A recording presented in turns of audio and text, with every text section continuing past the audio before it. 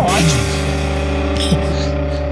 Salve atinados e atinadas, esse é o TinoCast, o podcast da indústria criativa do sul do país. O TinoCast é um podcast parceiro do grupo DDD 53 e a gente está gravando aqui no Alma Studios, Vida, Ideias e Criações. O TinoCast vai ao ar toda quarta-feira às 20 horas e onde é que a gente pode escutar o TinoCast e ver? Pode nos ver no YouTube e pode nos escutar no Apple Podcast e no Spotify. E aqui assim, a gente tem um QR Code que leva para a nossa bio do Instagram, onde lá temos esses links todos. Temos também o link do Apoia-se, que o Apoia-se é uma campanha que você pode participar com contribuições a partir de R$15. Você ajuda essa iniciativa a continuar, ir para frente e atingir mais gente. A gente vai pegar esse dinheiro, vamos investir, sei lá, vamos impulsionar, vamos fazer o troço chegar mais longe. O TinoCast tem alguns apoiadores muito importantes. A Lacute Pizzas, Zó Cervejaria, que hoje a gente está tomando uma IPA, e também a Livraria Vanguarda. A Livraria Vanguarda a gente está com uma promoção bem bacana, que é o seguinte, comprando pelo site livrariavanguarda.com.br e usando o cupom TINO, você ganha 10% de desconto e uma fatia da tua compra vem para nós. E nos ajuda também, junta lá com o Apoia-se e a gente fica rico. Mais ou menos isso. Aliás, a gente tem que ver quanto que já deu, que a gente não pegou o dinheiro ainda lá. É? Beth, eu vou te ligar essa semana pra gente ver quanto tem. Queria apresentar para vocês agora nossos patrocinadores. A gente tem o patrocínio da Agência em Comum, Cuidadores de Marcas. E temos também um patrocinador que eu queria... O Gui não vale. O Gui já sabe, já viu muito o TinoCast, né, Gui? Quero te convidar, Fernando, para tu... imaginar quem é esse patrocinador. Imagina tu caminhando na volta de um lago e o teu escritório fica ali e tu mora no Ola. Já morou no Ola? Isso é fácil. Parquiúna? Parquiúna é uma extensão do teu escritório. Né? Dá para fazer reuniões nos cafés, levar a equipe para conversar, curtir um ar livre. Depois de trabalhar, dá para dar uma corridinha na volta do lago, andar de patinete, criançada no fim de semana. É um lugar para tu te sentir bem, né? E viver a vida no outro nível. Poxa, né? Eu não fazia ideia de que era o Parquiúna, cara. Por que não perguntaram para mim? Pois é. E o Parquiúna é um bairro para ser vivido agora. E o Fernando sabe que o Parquiúna está fazendo 10 anos. 10 anos. Estamos comemorando 10 anos e não é importante só por causa do Parquiúna de Pelotas, porque o Parquiúna tem também em Uberlândia e São José dos Campos, está se desenvolvendo nessas cidades fora do Rio Grande do Sul. E então é uma comemoração tripla aí.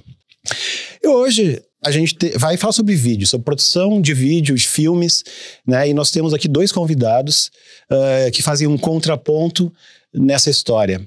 Um convidado mais experiente, que trabalha não só em Pelotas, mas se mudou há pouco para São Paulo e está vivendo altos rolês lá.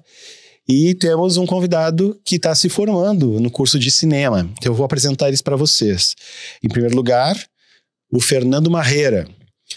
As ideias na cabeça vêm primeiro, a câmera veio depois. Começou a fazer vídeos desde os 12 anos e hoje é um entusiasta que faz o que ama.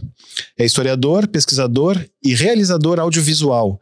Possui graduação em História e em Cinema e Audiovisual pela UFPEL. É membro do projeto Nortear, de produção audiovisual compartilhada com povos da Amazônia. E desde 2018 trabalha com publicidade e produção de conteúdos para marcas e empresas através da sua produtora, a Ayangá Filmes. Atualmente vive em São Paulo e divide seu tempo entre projetos lá e no Rio Grande do Sul. Fernando, seja bem-vindo. O poder de uma boa história está em como ela é sentida. @Fernando Marreira. Muito bem.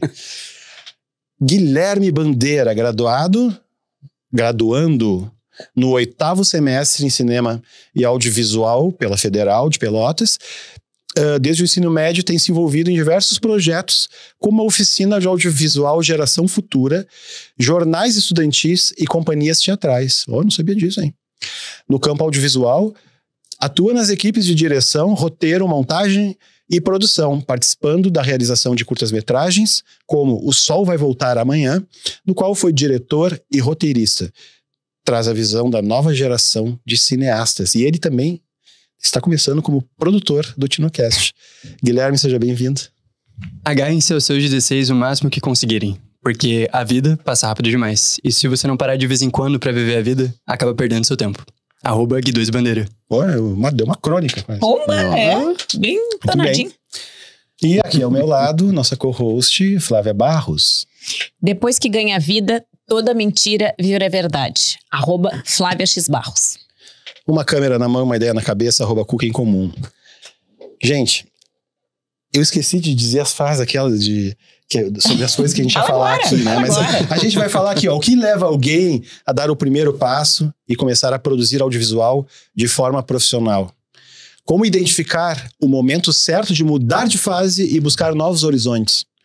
Vale mais se consolidar em um nicho ou experimentar diferentes áreas? Quais habilidades não técnicas são cruciais para crescer no audiovisual? O que cada geração pode ensinar a outra nesse processo de começar e se reinventar? Antes, então, da gente entrar nesses tópicos fortes aí, filosóficos até, queria saber um pouquinho da história de vocês, como que vocês começaram a... quero fazer essa coisa louca aí de som e imagem. Bom, comigo é uma história que vai um pouco mais lá na infância quase, né? A minha mãe, ela tinha muita mania de documentar, ela tinha esse costume de documentar os aniversários, ela tinha uma filmadora, enfim. E eu cresci praticamente na frente de uma câmera. Eu literalmente tenho todos os meus aniversários de 1 aninho até os meus 12, mais ou menos, gravados. Mas que incrível isso. É muito legal. Eu tenho, inclusive um dia eu quero fazer um doc experimental disso, sei lá. Porque eu tenho todas essas imagens. E aí eu, claro, cresci com aquilo ali e tal, e achava muito legal. Aí quando eu tinha 12 anos, a minha mãe, essa câmera, ela já não tava mais gravando e tal, ela me deu essa filmadora com 2 fitas virgens, assim. Era VHS ainda o negócio. E aí eu lembro que pra mim o negócio brilhou quando um dia eu estava com a minha irmã, a gente estava fazendo uma novelinha, gravando, e eu deixei a câmera em cima de uma mesa e da cozinha, dei o rec, ela tava falando, eu parei, ela foi fazer alguma coisa, eu dei rec de novo pra entrar. Quando eu fui ver esse negócio da fita, como a câmera estava parada, criou-se um efeito especial, porque ela estava ali, daí deu aquela trucagem que sumiu. Eu falei, gente, que legal isso. Aí, cara, criei altas novelinhas, assim, com a VHS, enfim. Aí já surgiu essa paixão. Aí, desde os 12 anos, eu comecei a pirar em cinema, assisti muito filme, ver bastidor de filme. Eu lembro nessa época aí começou os DVDs, aí os DVDs tinham os making-offs lá, e aí eu começava a ver muito making-off dos DVDs e tal. E nessa época eu era muito... Ainda sou, né? Mas eu era mais, nessa época, fã de Harry Potter. E aí Harry Potter vinha os DVDs duplos com os making-offs. Eu olhava aquele set de filmagem e falava, cara, isso aqui é muito massa. Olha essa equipe gigantesca, essa magia. E eu vi o filme, ficava, né, empolgado com aquilo e vendo como era feito, e só foi aumentando a paixão. E aí, quando chegou no momento de escolher uma graduação, né? Obviamente veio o cinema. Só que na época... Casualmente, eu peguei bem a transição do que seria o vestibular pro Enem. Aquela coisa de fazer o Enem. O Enem foi, acho que 1 ou 2 anos depois que eu entrei. Na minha época ainda eram os vestibulares individuais. Então eu fiz o vestibular pra História, fiz o vestibular pra cinema. Cinema aqui na UFPEL e o História na FURG, lá em Rio Grande. E eu lembro que por alguma razão passei em História, porque eu sempre gostei muito de História também, e não passei em cinema. Eu falei, vou começar a cursar isso aqui e depois eu tento de novo. Só que no processo acabei me apaixonando por História. E não consegui largar o curso. Aí no último ano já era o Enem, né? Quando eu tava no último ano de História, fiz o Enem. E aí passei para cinema e emendei uma faculdade na outra. Só que todo o meu trajeto dentro da História foi voltado pro cinema. Meu TCC foi sobre História e Cinema. Dentro da faculdade de História eu pesquisava muito sobre cinema e audiovisual brasileiro. E aí, na faculdade de cinema, eu fiz o inverso. Meu TCC foi sobre história, então documentários históricos. Então, eu juntei essas 2 graduações. E aí, até como o Cuca apresentou ali, que eu, né, sou membro desse projeto lá na Amazônia, eu acabei entrando justamente por conta disso, dessas minhas 2 graduações. A gente, 2018, 2019, a gente teve alguns projetos presenciais que a gente realizou lá com povos ribeirinhos, de ensinar audiovisual e história. Enfim, isso é um outro assunto, mas acabou que eu consegui juntar essas 2 coisas. Então veio desde a infância, né? Essa paixão pelo audiovisual. E quando eu me formei em cinema, foi natural começar a trabalhar na área, criar minha própria empresa. Então foi acontecendo. Antes do assim. Gui contar a história dele, eu quero só me aprofundar um pouco aí. Tu falou que tu fazia historinha, novelinha com a tua irmã.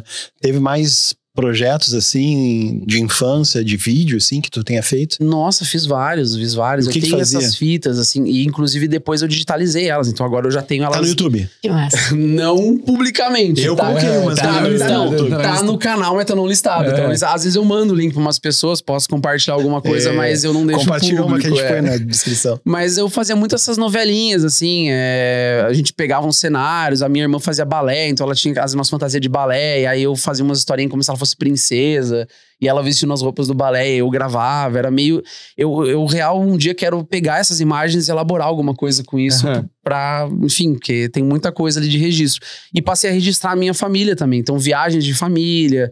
Claro que depois eu comprei aquelas Handicam, né, as pequenininhas, que aí lançaram, aí eu tenho mais imagem digital, mas do VHS eu tenho muita coisa ainda, que eu filmei com essa câmera. E hoje ela não funciona mais, ela estragou, mas eu ainda tenho essa câmera, essa filmadora. Ela é mais antiga que eu. Aí eu deixo ela de enfeite em casa. Assim, e ela ainda funciona? Não, ela na verdade, ela até liga, mas por alguma razão a imagem ficou toda preto e branco, ela não filma mais colorido. E ela não tá gravando com áudio. Ela grava, tipo, só um som mudo, assim. Ela deu um probleminha, assim, mas a imagem em si, em preto e branco, sem som, ela grava. Aí eu deixo ela de enfeite lá, assim, virou meu... É um pouco da minha história, assim, né? De como eu comecei. Porque é muito normal hoje as pessoas começarem a gostar disso por conta, né? Que a gente vive uma vida digital muito forte, novas tecnologias, o acesso ao audiovisual, a câmeras, a tudo é muito mais fácil.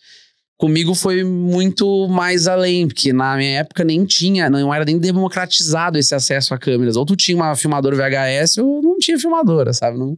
Não existia, né? E quando... acho que nem existia faculdade de cinema, na verdade, na época que eu comecei a me interessar lá, aos 12 anos de idade.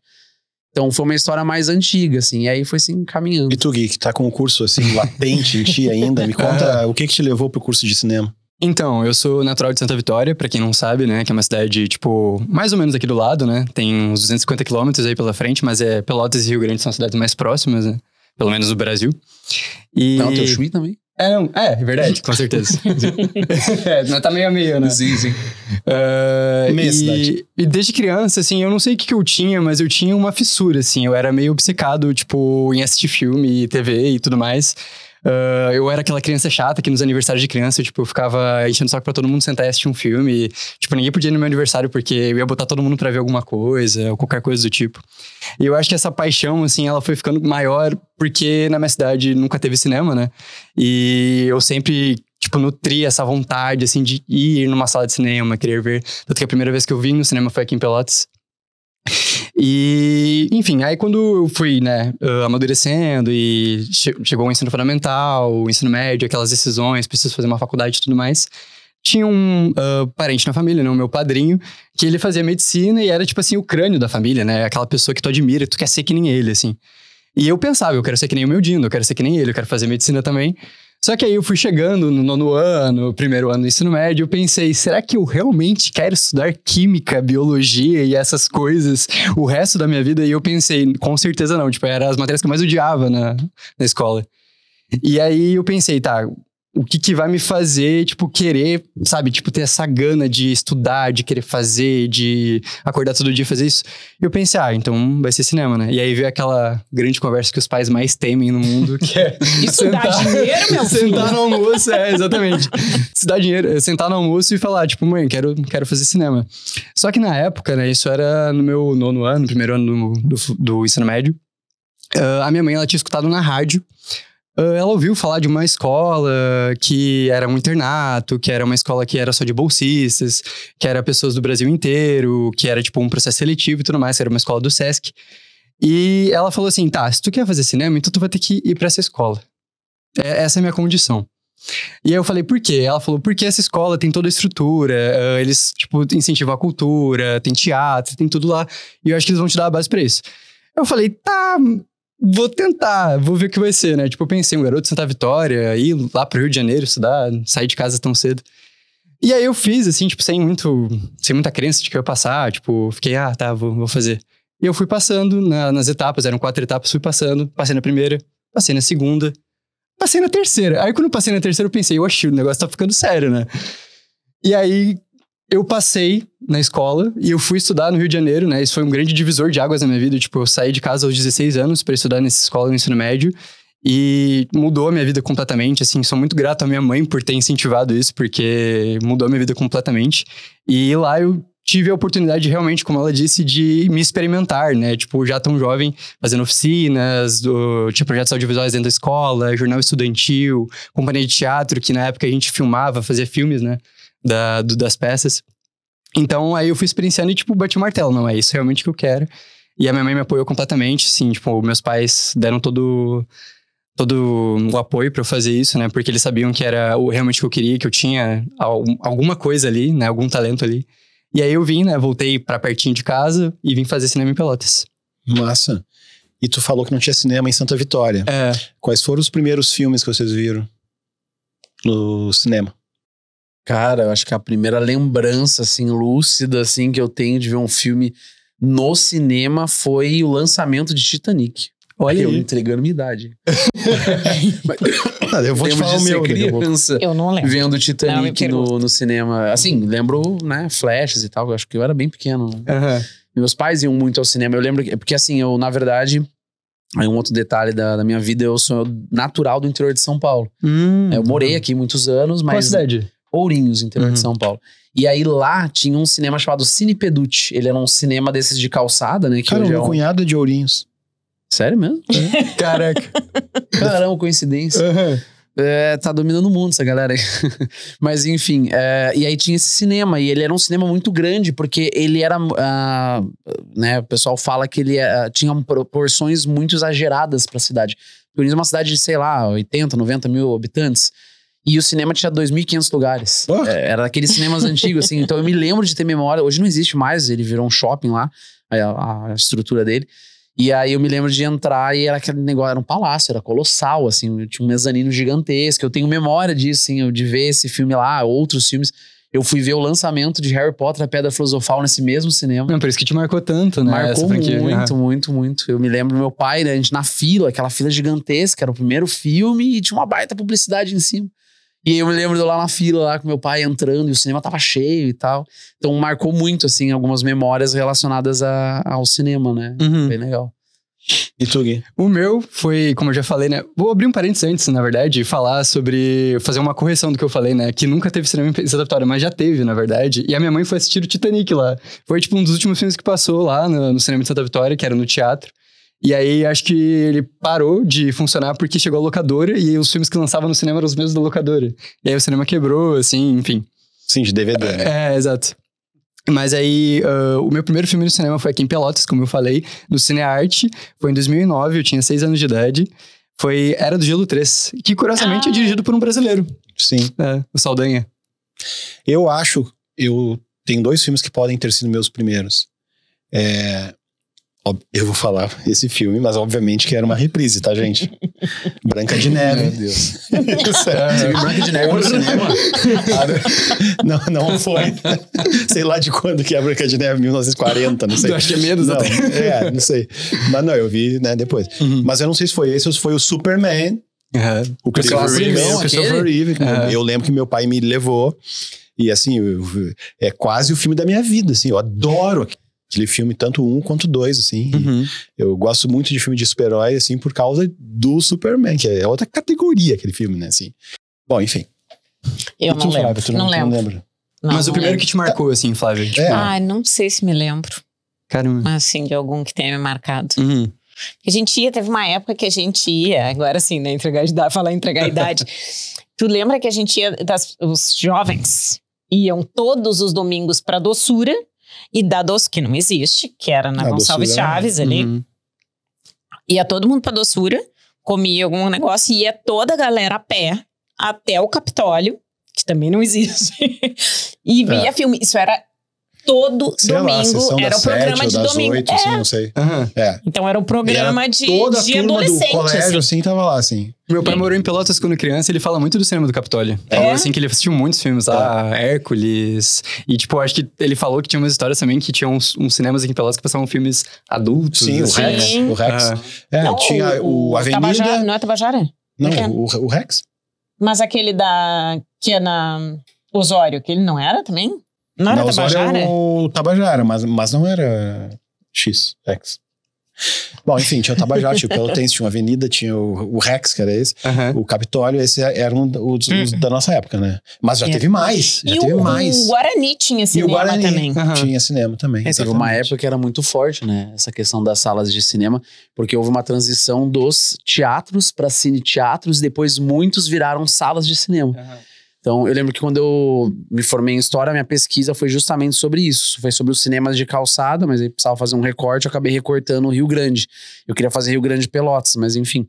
E aí, nessa questão da pesquisa, eu descobri que até o auge ali dos anos 60, Rio Grande teve 32 salas de cinema, entre cinema operário, os cinemas principais e alguns um pouco informais, assim, mas no total era 32. Eu fiquei, gente, nossa, não fazia ideia. Hoje, sei lá, se tem o do shopping lá é muito, sabe? Mas imagina 32. E eram estruturas enormes, que tu imagina no Guarani.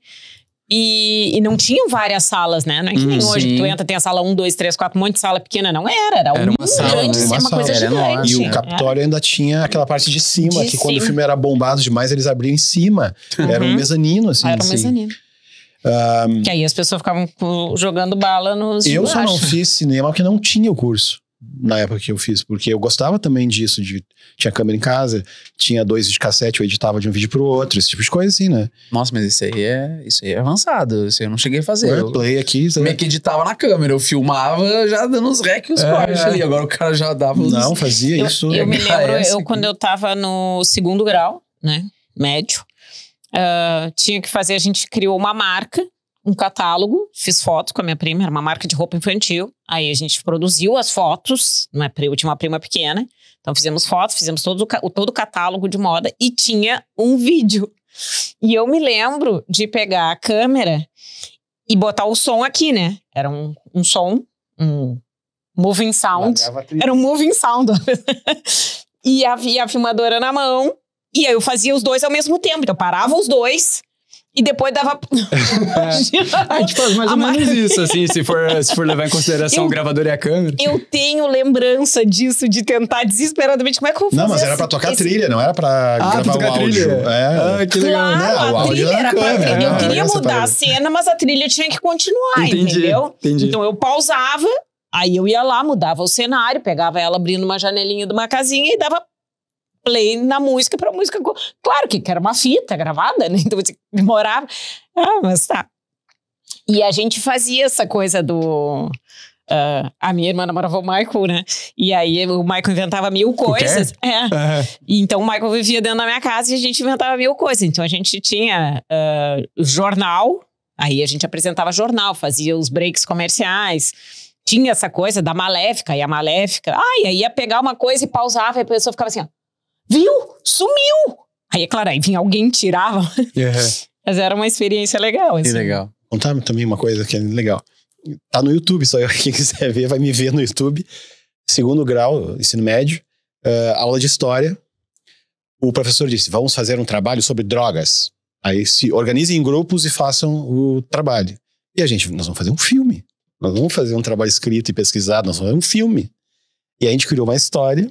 Nós fizemos um filme chamado Tudo que você queria saber, tudo que você quer saber sobre drogas e sobre tóxicos, e teve medo de perguntar, parte 2, só que não tinha parte 1, era parte 2. Era pra vender mais, assim, sequência. E eu era o Buga. Pô, foi tão bom que tem até o segundo. Eu era o personagem que se acaba no troço. E isso tá disponível no YouTube. Procura tudo que você quer saber sobre tóxicos, eu acho. Ou drogas, não deve ser tóxicos. Requiem para um sonho engatinhou para que o Cuca engatinhou para que o Requiem para o sonho consiga andar. Tá, mas aí conta, Fernando, tu estava em Pelotas, tem a Anhangá ainda, tá produzindo coisas aqui também, né? Mas o que te levou para São Paulo? Por que tu teve essa vontade? O que tu tá fazendo lá agora? Acho que eu sempre tive essa vontade muito pra ficar próximo da minha família, porque apesar de eu morar aqui, ter algumas pessoas da minha família que também estavam aqui, a maior parte, 90% mora lá. E então tinha esse desejo de estar mais próximo, e conforme eu fui construindo essa carreira no audiovisual, né, após formado e tal, eu fui entendendo, já tinha uma breve noção, mas eu fui cada vez entendendo mais, constatando mais que São Paulo é um mercado muito maior, e eu eu tenho esse lado meio ambicioso de, não, quero fazer coisas maiores. Chega uma hora que eu vou me acomodando, não, quero me movimentar, quero estar num lugar maior, ter novas oportunidades, experiência, etc. Então eu já tava mirando isso. E aí eu já fui encaminhando os últimos anos da minha empresa, enfim, de tudo aqui, para poder fazer essa transição para São Paulo. Hoje lá em São Paulo, já faz 1 ano que eu tô lá. Eu trabalho muito com publicidade lá, principalmente fazendo direção de fotografia, operação de câmera. Alguns trabalhos ainda eu pego lá pela minha empresa, mas ainda rola mais trabalhos aqui no Rio Grande do Sul, pela empresa mesmo, porque eu ainda mantive esse braço aqui, então eu nunca deixei. Eu fui, mas tô sempre voltando pra fazer as coisas, né? E aí lá eu consegui ter justamente essa oportunidade de estar em projetos maiores. Desde que eu cheguei lá, eu conheci profissionais do mercado, estive em sets com celebridades, eu fiz coisas que aqui talvez eu não teria esse contato tão rapidamente, né? Então, pro que eu queria, foi uma experiência interessante, né? E está sendo ainda, né? E a tendência é cada vez melhorar, assim, né?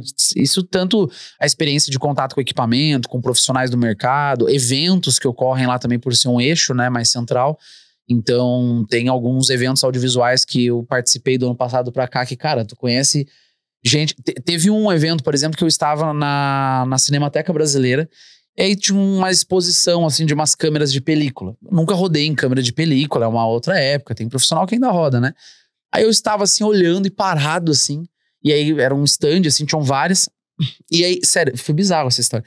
Eu tava parado, olhando pra câmera, e aí eu soltei em voz alta pro cara que tava ali, né? O expositor, falando, pô, devia ser muito doido, né? Gravar com isso naquela época. Do nada eu escuto uma voz dizendo, quando chegávamos com ela no set, era como fincar uma bandeira na lua. Eu virei pro lado e era Walter Carvalho do meu lado. Tipo, simplesmente assim. Simplesmente o maior diretor de fotografia do Brasil. Eu olhei, mano, sério, eu me arrepiei só de lembrar. Eu fiquei assim, que... Óbvio que eu tietei o cara, posso fazer uma foto com o senhor, que o senhor é muito meu fã, entendeu? Tipo, o cara tava lá no evento e ele olhou assim, mas, cara, ele me soltou essa frase. Eu devia ter soltado essa frase de efeito no início, eu ia estar roubando a frase dele, mas tudo bem.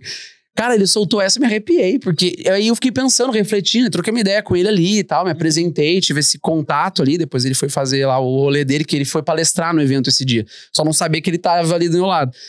E aí eu depois conversando com ele, realmente, cara, imagina, ele é de uma época do cinema que pra você fincar uma câmera no set, mirar a lente ali e abrir, dar um rec, digamos assim, cara, tinha que ser tudo muito bem pensado, porque senão tu queima um rolo de filme. Hoje é digital, cartão de memória, formata e grava de novo. Naquela época um rolo de filme era caríssimo, se tu queima um rolo... Já era. Então acabou. Tinha a própria manipulação da imagem depois. Ele falou, cara, era tudo muito... e quem roda com película hoje ainda tem que fazer assim, né? Tem que ser tudo muito cronometrado e muito coordenado. E tudo muito ensaiado também. Pra você não torrar a película. E é por experiências assim, né? Que eu acabei indo. Porque eu não esperava. Essa foi um encontro inusitado. Mas eu falei, cara, eu acho que só eu tu já tinha uns mesmo. Contatos lá pra tu começar? Como é que tu... Já tinha. Mesmo quando eu comecei aqui em Pelotas, eu já tinha amigos de lá, né? Enfim, que fui conhecendo alguns pela internet, outros de eventos que eu já ia participar lá. E aí eu fui estreitando laços, né? E quando eu fui, vários desses amigos já foram me indicando e abrindo algumas portas. Então eu já tinha alguns caminhos já mais ou menos organizados. E antes mesmo de estar morando lá, através de indicação de alguns desses amigos e de prospecções pessoais, eu já tinha pegado alguns trabalhos lá também. Cheguei a fazer campanha pra CIA, né? Já tinha ido pra lá, não morava lá ainda na época. Então fiz ficava nessa ponte. Aí eu falei, vou agora tentar morar em São Paulo e viver uma vida aqui. Se não der certo, eu volto. Mas espero que até o momento tá dando certo. E espero que continue dando, assim, né? Mas nunca abandonei e não pretendo abandonar Pelotas. Porque isso é uma coisa que eu não faço, é cuspir no prato que eu comi. Porque foi essa cidade aqui que me proporcionou tudo que eu sou hoje. Em termos de oportunidades, de amizades, de a própria faculdade... Enfim, tudo, né? Por isso que tu tá hoje no TinoCast. É isso. Digo mesmo também. Ainda está me proporcionando, né? Eu tenho uma pergunta pra ti, na verdade. Porque eu vi que tu foi na Filmicon recentemente, né? E é um evento que eu acho sensacional, assim. Quero muito ir, assim, sonho ir. E eu vi que tu teve uma palestra do Gaveta, né? E eu, tipo, eu admiro demais o Gaveta, assim. Tipo, eu tava, mas olha. Pois é, eu vi os teus stories. E aí, tipo, eu fiquei, cara, nossa, que oportunidade, que incrível, né? Tipo, é um cara que eu acompanho toda semana, que eu vejo todos os vídeos que eu sou viciado. Cara, e sabe o que é o mais engraçado, cara? E eu nunca tinha visto nada do Gaveta presencial, nunca tinha conhecido ele. E ali eu constatei, aquilo que a gente vê nos vídeos do Gaveta não é montagem. Ele é exatamente assim ao vivo. Ele é a montagem, cara, ele é o editor. Ele dando a palestra dele, parecia que eu estava vendo um vídeo do Gaveta. E era tudo tão bizarramente bom, assim, que até os erros que ele... Por exemplo, tem uma hora que ele tava tentando passar os slides e não funcionou. Ele soltou uma piada lá na hora, não vou lembrar agora, mas a forma como ele saiu daquela... Todo o auditório ria, cara. Eu pensava, cara, ele é um baita humorista de stand-up. Demais. Então, assim, a palestra dele, ele trouxe todo o conteúdo que ele precisava trazer, mas com muita leveza, assim. Cara, foi uma das que mais encheu o evento, assim. Eu só imagino, tá doido. Eu achei muito bom. Eu acho que o Gaveta é o único conteúdo de YouTube que eu consigo ver com a Malu junto. Que ela gosta e eu gosto. Eu acho as análises dele, eu tenho aquele, como é que é o quadro dele, que é o Review do Caos. O Review do Caos, cara. Isso é incrível. Ele chegou a fazer um mini review do Caos ao vivo pra gente, pra mostrar como que ele ensaia pros roteiros, que muitas vezes sai mesmo no ao vivo a coisa dele. E era analisando que filme, assim? Cara, eu acho que ele botou o Avatar. O Avatar 2, aquele ficou famoso esse review do Caos, total. E aí ele foi fazendo meio que no ao vivo ali, né? No freestyle. Teve uma do Azul Serra também, diretor de fotografia. Fez até o filme do Ney. Sim, tal. Que a fotografia é linda, né? Sim, e cara, a palestra dele também. Ele eu cheguei a conversar um pouco depois, um cara muito humilde, assim, muito gente fina. Que isso eu acho muito legal, assim, às vezes a gente cria uns monstros, assim, acho que os caras são... inacessíveis. Devem ter uns arrogantes por aí, mas os que eu tive experiência de conhecer foram super acessíveis, assim, achei muito legal. Coisa boa. Gui, o que tu pretende fazer da carreira? A pergunta do milhão. O que todo universitário no final de curso que vai fazer, né? Mãe, preciso te contar agora. Exatamente. Então, é uma grande pergunta, né? Ainda não me decidi 100%, né? Ainda quero tomar um tempo, depois que terminar, assim, pensar, alinhar, pra ver o que eu vou fazer. Mas no início do curso, assim, eu tinha pelo menos a intenção de fazer mestrado, né? Seguir, pelo menos, carreira acadêmica. Não que eu fosse, assim, tipo, simplesmente sair, tipo, fazer carreira acadêmica, seguir mestrado, doutorado e virar professor. Mas era mais porque eu queria ter essa segurança de que, tipo, tudo bem, eu vou estar aqui, vou estar fazendo mestrado, mas também vou estar fazendo meus filmes ali, mas principalmente porque eu quero manter a minha carreira e vou estar ali fazendo a minha segurança, assim, digamos assim. Só que conforme o curso foi passando, cada vez mais eu tive a vontade fui perdendo a vontade de fazer mestrado, né? De seguir carreira acadêmica. Não que eu descarte, assim, hoje em dia, tipo, completamente a possibilidade de um dia mais pra frente ser professor, mas o que eu realmente quero fazer é estar em set, sabe? Eu quero estar ali montando, quero estar fazendo cinema na prática.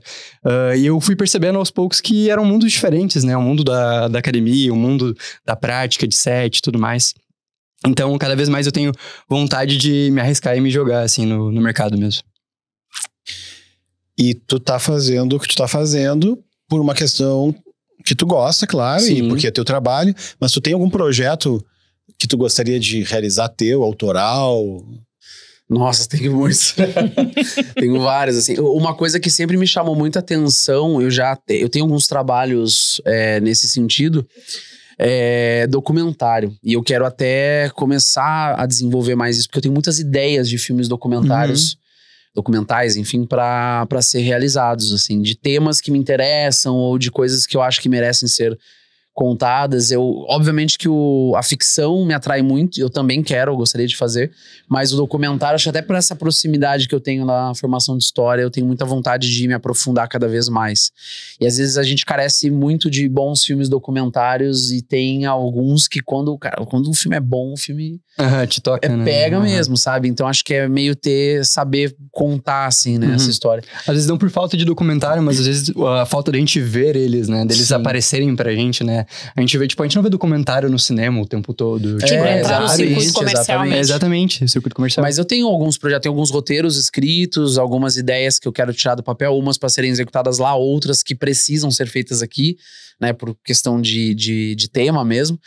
Mas eu tô me encaminhando agora, e isso é uma fase que eu tô passando por uma transição na minha vida, né? Que agora eu estou começando a me encaminhar para dar um pouco mais de atenção para esses trabalhos mais voltados ao cinema. Porque quando eu me formei, eu tive experiência em set de cinema mesmo, mas eu era assistente, eram filmes grandes e tal, mas eu tava lá como assistente. No domingo, né? No domingo eu trabalhei também.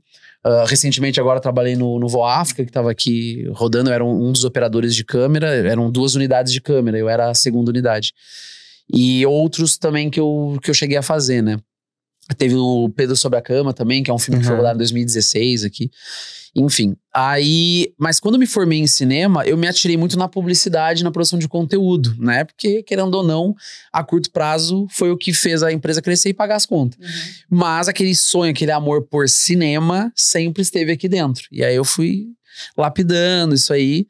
E agora que eu já tô bem mais estabilizado na minha profissão e financeiramente, eu tô começando a dar esse passo. Vou agora voltar a dar uma atenção para isso. Porque antes eu tava naquela corrida de fazer um nome, de construir a empresa, de firmar a marca, enfim. Então é uma fase que eu tô passando agora. E estar lá tá me abrindo algumas ideias, assim, umas janelinhas e tal. E como é que tu percebe essas tuas camadas, assim, do historiador e do... Como a gente chama? Cineasta? Filmmaker, cineasta. Filmmaker. Como é que tu vê essas tuas duas camadas, assim, coexistindo? A tua parte historiadora, ela interfere, tipo, na tua visão? Assim, tu percebe isso ou... Talvez nos documentários que você vai fazer. Mas é que eu nunca fui muito também aquele historiador meio Caxias, assim, né? Porque tem aquele cara que, não, porque o método histórico, que eu não sei o quê, não, ok. Não, mas daqui a pouco numa construção de narrativa, claro, exato, numa... sim, isso é muito importante. E enriquece até para eu perceber coerências e incoerências naquilo que eu tô fazendo. E uma coisa que a faculdade de História me ensinou muito, e é algo que ela ensina, que as pessoas acham que vai aprender só fatos, datas e etc. Não, na verdade ela te ensina a ter um senso crítico e entender conjuntura. Então é você entender que nada é preto no branco, que nada é o bem e o mal, é tudo conjunturas, motivos, razões, é tudo muito complexo. Então, sim, a história não é uma linha reta, né? Isso complexificou muito a minha ideia de criar narrativa de roteiro. Tipo, o cara não é só vilão, não, existe toda uma complexidade. Isso aqui não é assim, tu entende? Me criou links maiores do que apenas arquétipos. Essa subjetividade, assim. Porque os personagens de uma vida real, eles são a inspiração, na verdade, para qualquer personagem ou... Não, e existe uma coisa que o audiovisual ele faz muito, que assim, tem a forma lúdica de você contar fatos históricos, mas também existe muito sensacionalismo, muita ficção histórica, então às vezes, né, achar esse caminho, né, fazer esse filtro. E isso é uma coisa que me ajudou muito também. Até recentemente, eu não posso falar nomes, enfim, porque ainda é um projeto meio secreto, assim, mas é aqui no Sul, me convidaram para fazer parte de um projeto que ganhou um edital, que tem uma temática histórica central, e me chamaram para fazer a direção desse projeto. Vai ser minha primeira direção mais importante, assim. E eu lembro que quando a produtora executiva entrou em contato comigo, ela falou assim, a gente não quer que você venha aqui só dirigir, a gente quer você também como historiador. Inclusive a sua forma, porque eu sou historiador com ênfase em gestão de patrimônio histórico. E este documentário específico, ele tem a ver com isso. A gente quer, inclusive, botar isso no currículo, porque isso faz toda a diferença pra esse filme que precisa, tipo, você não ser só o cara que é um diretor do audiovisual. Não, você tem... Sim, tem um olhar muito mais amplo e mais complexo. E aí eu, na hora, eu falei, cara, que eu sou formado em História há mais de 10 anos e primeira vez que me convidaram para um projeto audiovisual querendo também o historiador por trás do cineasta, enfim. Então eu falei, cara, legal, topei na hora, assim, nem falei de valores. Eu falei, não, depois a gente acerta isso, eu quero fazer isso aí, vai ser muito bacana, gostei da ideia também, enfim. Não tinha pessoa melhor pra isso, né? Afinal, mas eu gosto disso, eu gosto bastante. Aqui, na região de Pelotas, eu tive algumas experiências, por exemplo, que me permitiram juntar essas duas coisas também. Eu fiz o documentário da Baronesa, que até foi uma iniciativa da prefeitura na época, que a gente fez um filme falando um pouco da relação da Baronesa de Pelotas com a filha dela, e aí eu trouxe esse aspecto da subjetividade também. Falei, em vez de só falar quem era Baronesa e ficar falando lá da elite pelotense, porque a gente não fala da pessoa humana dela? E aí eu sugeri de a gente pegar uma coleção de cartas que tinham dentro do museu e fazer essa relação das cartas que a Baronesa trocava com a filha dela. Então a narrativa se chama Entre Amélias, e a relação, porque as duas chamavam Amélia Hartley Antunes Maciel, era a filha e a mãe. E aí elas trocavam essas cartas, então todo o mote foi esse. Aí a gente fez esse documentário, teve um lançamento onde a prefeita estava também, enfim. Fiz o documentário sobre o Museu Carlos Barbosa, que foi o último que eu fiz, eles ainda estão em processo de lançar, que é em Jaguarão, o museu. E também fiz um documentário sobre o levantamento do inventário de patrimônio imaterial de São José do Norte. Que o IFAM fez um levantamento para tombar vários aspectos da cidade de São José do Norte. Isso foi uma iniciativa lá da FURG. Aí um professor da época lá estava envolvido, lembrou de mim, sabia que eu já era formado em cinema, e falou, cara, a gente tem que fazer um doc como uma das contrapartidas de entrega. Foi publicado um livro com todo o inventário de patrimônio material e a gente quer fazer um doc mostrando isso. Quer fazer? Topei. Aí eu juntei as duas coisas. E aí a gente ficou 2 meses em São José do Norte rodando isso e foi bem legal. Foi em 2019 isso. Um pouquinho antes da pandemia, assim. Lançou o filme e entrou a pandemia. Pô, e tu falou ainda que, tipo, nunca te procuravam pra ser, tipo, pelo historiador, né? Mas, nossa, tem tantos projetos que querem linkar essas duas coisas. É que, na verdade, esses projetos que me chamaram, tirando esse São José do Norte, os outros não foi na intenção. Tanto que o do Museu Carlos Barbosa e da Baronesa nem sabiam que eu tinha formação de história. Aí eu que coloquei, foi um plus. Mas assim, que sabiam da minha formação e do que eu tava fazendo e me convidaram por isso, essa agora foi, acho que foi a primeira vez, assim, proposital, assim.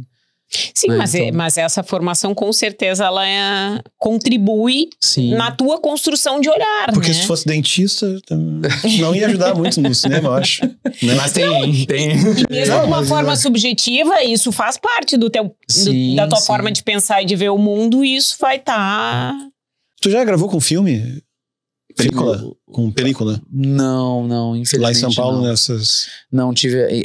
talvez aconteça, mas ainda não tive a oportunidade. O que eu tive lá foi a experiência de gravar com câmeras de cinema muito high-end, assim. Já rodei com Red, com ARRI, com câmeras, assim, que a galera usa pra fazer cinema mesmo, né? Com lentes que... Tava rodando com kit de lente uma vez que só... Um kit básico de 3 lentes daquela lá custa 250 mil. Aí eu fiquei pensando, como é que a locadora aloca isso, mano? Porque, seguro, né? O produtor executivo deve assinar 1000 contratos lá e tal, mas, mano, 250 mil, 3 lentes. E tem uma específica, eu nunca rodei com essa, que ela custa quase 1 milhão. Uma lente, que é uma lente Prime lá, eu não vou saber agora o modelo, nunca... Fiquei sabendo disso depois, eu falei, cara... Mas, tipo, que tem umas lentes meio raras, assim. Mas lá eu tive a oportunidade quase o preço de um iPhone, né? Mas lá eu tive essa experiência de ter contato com equipamentos, assim, de muito alto nível. Mas câmera de película já vi, né? Toquei, enfim. Mas nunca rodei nada com uma. Até porque eu já participei... No próprio Filmicon teve uma palestra sobre isso. Todo o workflow muda, né? Tem que saber como engatar a película, ou a forma como expõe é diferente. Porque hoje na câmera digital você tem o visor... Você vai fazer a exposição, o visor ele te entrega exatamente a imagem final. A exposição é essa. Na câmera de película, o visor, ele é quase um vidro, um espelho, que vai refletir só o que você tá vendo em termos de enquadramento. Então você usa aquilo só pra... o enquadramento é esse. Só que pra você expor, você não tem uma resposta. Então você tem que conhecer muito da técnica de exposição e saber que tal combinação de ISO com isso, com a abertura, com o shutter, vai dar tal resultado. E fotômetro. Fotometrar tudo, assim. E a colorização depois? Tipo, como é que funciona isso? Algumas películas já imprimem um look próprio, na própria película. Sim, escolhe o filme, qual é o filme. Escolhe o filme, aí tem o Fuji, Kodak, tem vários que às vezes já dá a textura específica. E claro, todas as películas passam por um processo de digitalização também, né? Que é um processo específico, que aí depois, após, atualmente ela é ainda digital. Entendi. Mas, cara, o resultado da qualidade de rodar em película é absurdo, assim, até Ainda hoje. Estou Aqui, que foi feito em película, né? Parece que eles foram usando películas de acordo com o passar do tempo, né? Então, películas, obviamente, que marcavam mais na época X, usaram pra retratar a época não fazia X. ideia disso. Quantidade de grão, tu olha... Tem uma... Claro, foi uma opção estética ali e artística, né? Que eu não percebi também, eu li a respeito, muito subjetivo, né? Mas enfim, pra dar essa impressão realmente do tempo, né? Porque era muito fácil chegar e só colocar depois um efeito, né? Um efeito. Hoje em dia a gente passa uma ideia, eu percebo assim, até no digital, né? Tá voltando muito essa ideia de você emular no digital a textura e o aspecto de película. Mesmo quem não roda em película, às vezes bota um grãozinho na imagem, faz um negócio.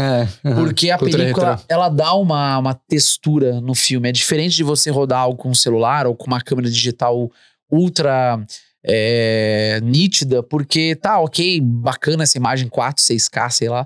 Mas é muito nítido, é muito digital. E às vezes o filme, o cinema, esse look que a gente fala que é um look cinematográfico, a gente não sabe o que é exatamente, às vezes está atrelado a essa textura da imagem também. E essa textura ela é muito mais complexa do que só botar um grãozinho ali. É diversas coisas ali que contribuem. E tem um charme, né? Tem um senso comum ali que a gente não sabe dizer o porquê, mas nos dá uma sensação, né, de cinema. Acho que é até mais próximo do que o nosso olho captura também, né? Não, porque tu imagina assim, a gente tá muito acostumado a grid de pixel, né? É muito fácil de entender que tem um quadradinho ali, que tem 3 cores e com a intensidade ele dá cor no negócio, tá? É simples de entender isso, né? É mais difícil de entender a película. Por mais que ela seja antiga e seja a origem, é um processo químico, né? E aí não só a película em si, mas depois o processo de revelação. Então ela não tem um grid.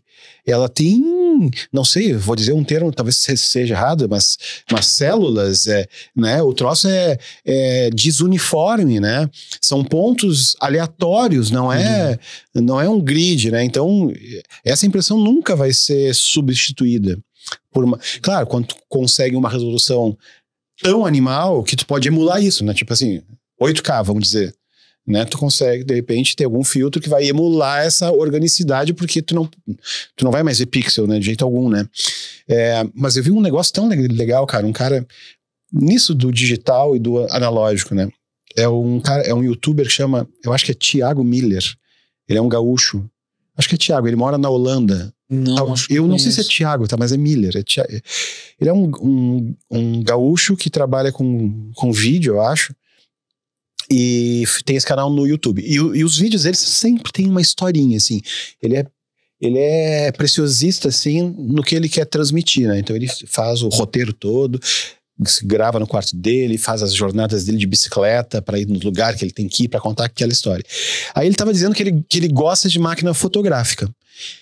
Mas para ele tem que ser muito prático, porque como ele grava para fazer vídeo, ele quer tirar do bolso uma câmera, apertar um botão e tá gravando, para não perder nada. Tipo, então ele tem uma eu não sei se é uma DJI, uma coisa assim, que é um botão, só tu apertou e ao mesmo tempo tu liga e grava. Mas ele gosta muito do negócio mecânico. Porque ele odeia a tela ter que ficar indo em menu, não sei o quê, porque ele não entende o funcionamento. E no mecânico, tu entende. Né? Tu gira aqui, passa o filme, aqui tem um botão que tu vai clicar aqui, o diafragma vai abrir, vai fechar, e não sei o que, barará. Eu achei tão legal uma coisa que ele disse, que meio que justifica isso, do sentimento das coisas. Tu que gosta de energia, essas coisas, tu vai gostar disso. Tem uma foto do Muhammad Ali numa luta de boxe, que ele derrota o cara e ele deu soco no cara e o cara tá caído, ele tá ali em cima e tal. E aquela foto é muito conhecida, né? E aí ele disse, essa foto foi tirada por essa câmera. Tá vendo esse cara aqui? Esse fotógrafo? É uma câmera que nem essa, mas não é ele que tirou, porque a foto é do outro lado. A gente não consegue ver quem é que tá tirando a foto, né? Quem tá tirando a foto, mas é a mesma câmera. Essa foto, ela foi feita numa película, com a luz do lugar. Esse filme estava no lugar onde a situação aconteceu. Ele recebeu a luz daquele jeito. Ele, depois, na hora de tu ampliar, aquele filme foi sensibilizado por aquela luz. Aquela materialidade estava no lugar do fato. Entende? E aí eu fiquei assim, cara, que explicação demais, assim, porque às vezes tu sente as coisas, mas tu não explica. E pode ter um fundo de ciência até, de energia, né? Que a coisa se conduz através da materialidade, né?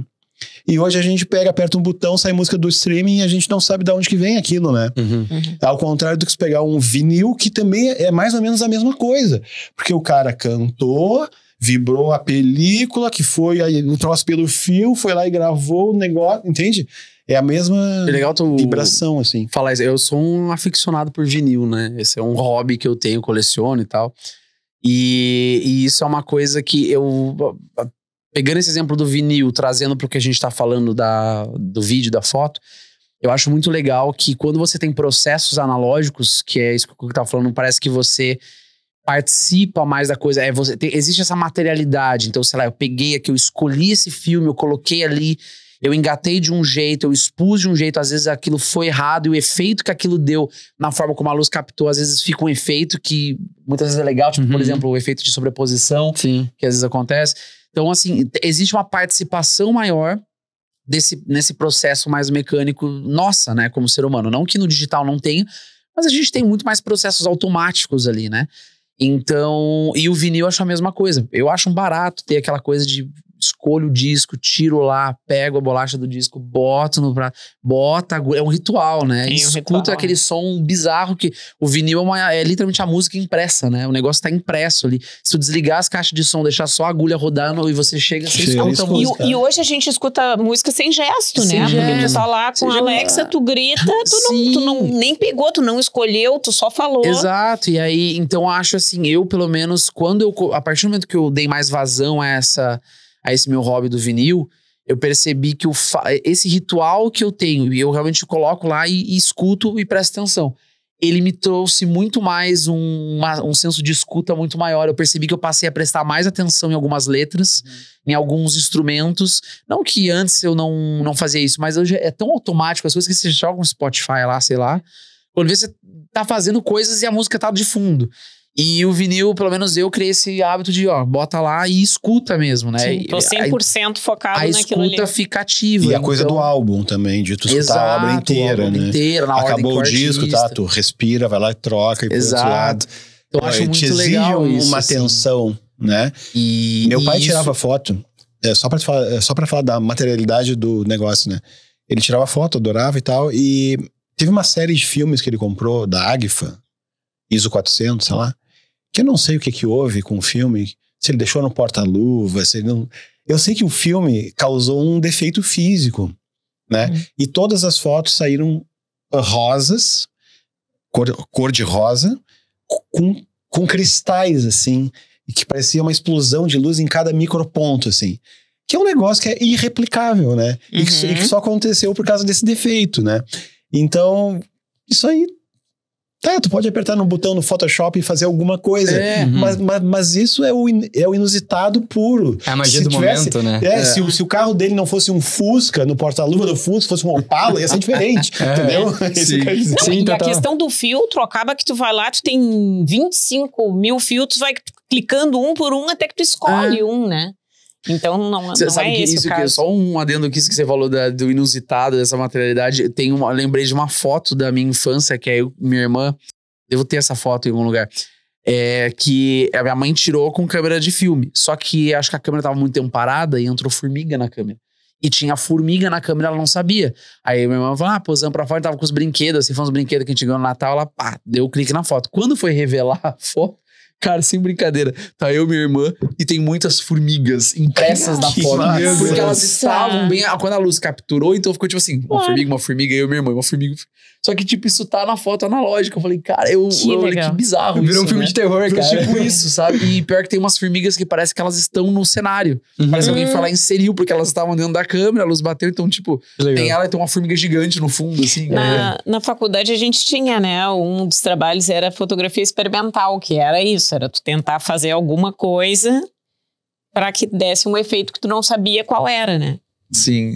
Eu acho que o vinil tem duas coisas muito legais, assim, tipo, eu também sou muito apaixonado, assim, não tenho coleção ainda, mas eu pretendo ter em algum momento, né, mas eu adorava, tipo, quando criança, tipo, ir na casa do vô, dos tios e tal, ficar fuxicando os vinis e olhando, e eu sempre gostei muito de ir no sebo e ficar olhando, assim, e dentro dos vinis sempre tinha alguma coisa, tipo, a assinatura de alguém, alguma coisa. Tipo, cara, isso é muito legal, né, isso é incrível, e eu acho que também essa questão do ritual, né, de tu colocar ali a agulha e, tipo assim, tu escutar o álbum inteiro na ordem que ele tem que ser, sabe? É uma coisa que a gente não faz muito hoje em dia.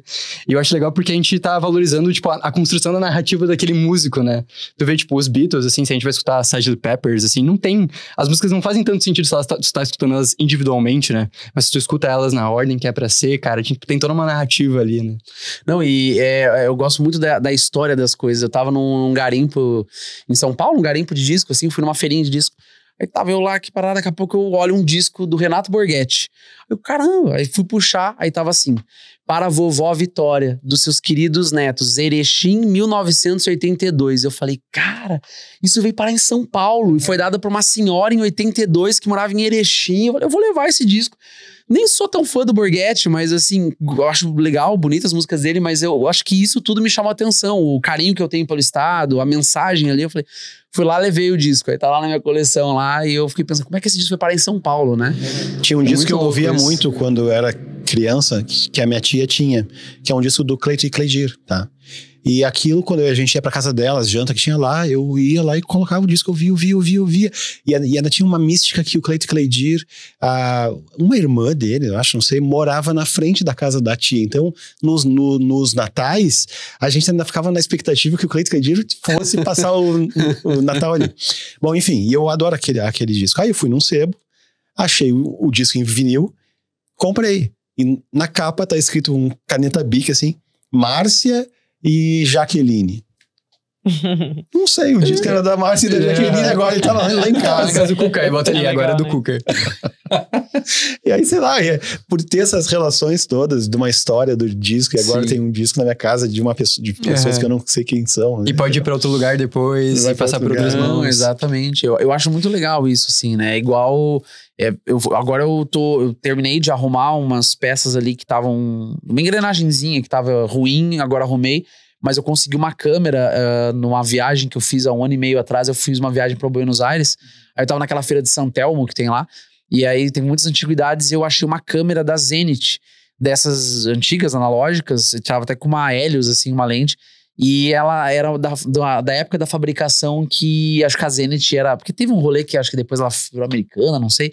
Sei que ela era uma câmera russa, mas o Zenit tá escrito em russo. Não tá escrito Zenit, tá? Todos os ideogramas russos lá, enfim. Aquelas letras diferentes. Aí comprei, ela tava só com um probleminha no negócio de bobinar lá. Agora ali em São Paulo eu achei um cara que arrumou.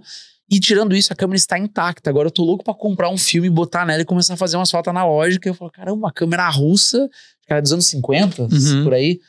E eu tô louco pra colocar ela agora pra teste, assim, né? E o problema é o preço, né? O preço do filme. Aí vai ser assim pra fotos especiais, assim, né? Raros. Eu quero ter essa experiência. Eu acho que tu não assim, gasta menos de 500 pila pra comprar um filme e revelar, cara. Hoje um filme de 24 poses. É tudo isso. Quando tu foi, tu foi dar uma palestra... O preço do disco de vinil.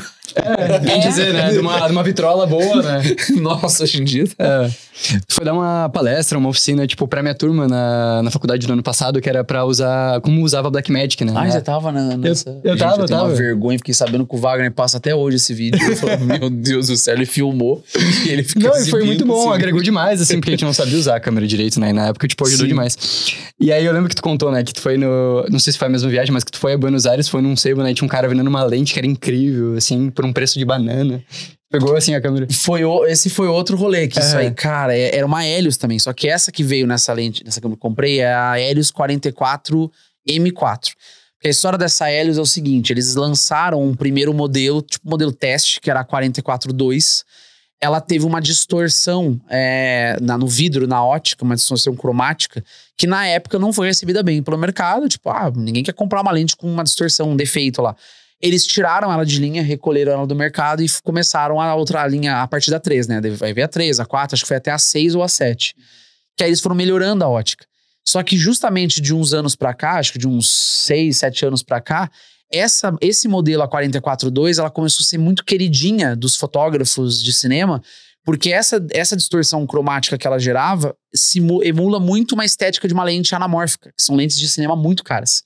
Então, ela dá um tipo de desfoque específico, uma estética específica. Então, todo mundo começou a ir atrás dessa lente para adaptar ela em câmeras digitais e aproveitar essa estética. Com isso, como ela foi uma lente recolhida do mercado, quem tem, quem não tem, já era. Então, quem tem vendendo, lei bota da oferta lá e procura em cima, entendeu? É caríssimo. Aqui no Brasil, o mais barato que eu achei por uma lente dessa, ainda com fungo, em mau estado, era tipo uns R$1.000, R$1.100. Você acha barato. A Helios, a partir da 3, barato, tipo 100, R$200. Mas esse modelo, a 44.2, é de 1.000 pra cima. Essa no estado que eu comprei, cara, eu não acharia que por menos de 3.000, e isso eu achar, porque ela é muito rara. Aí estava fui em Montevidéu, numa feirinha lá e tal também. Aí eu olho assim, aquela lente, na hora eu bati, eu falei, é ela. Eu peguei a lente assim, olhei, tirei pra ver se não tinha fungo assim, não tinha fungo nenhum. Aí eu, meu Deus, o coração aqui, eu tentando, eu vou disfarçar. Se eu mostrar emoção demais, o cara vai subir o preço.